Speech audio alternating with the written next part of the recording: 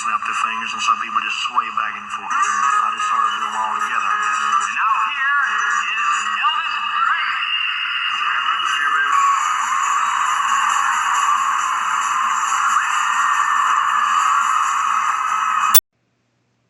Lester Hoffman was Elvis Presley's dentist. He was also a very close friend to Elvis. Elvis had known Dr. Hoffman and his wife for many years. But on the last night before Elvis's passing, around 10:30 p.m. on August the 15th of 1977, Elvis stopped by Dr. Hoffman's office to have his teeth cleaned and a cavity filled because Elvis had plans to go on tour the next day.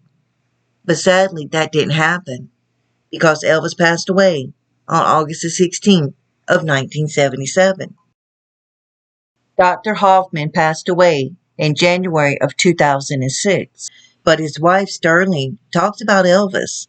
Listen to what she says. It's something that you may not have heard about Elvis. Go back to the day his mother died, and he secluded himself, I understand, in his room for several days. My husband and I paid a call on him. I think his mother was buried on a Tuesday.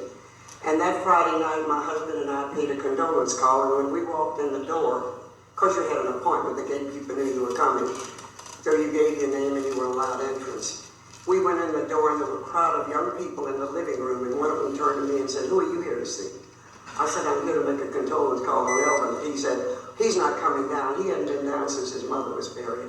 And we all know what a wonderful, beautiful, loving relationship Elvis had with his mother. Well, anyway, Vernon, his father, walked in the room about 5 minutes later, and he said, "Elvis will be right down." And that charming, precious young man walked in the room and sat down with us over in a corner. He did his head like that, and everybody left the room. And I said, "That's what it must feel like to be the king." All he had to do was just that.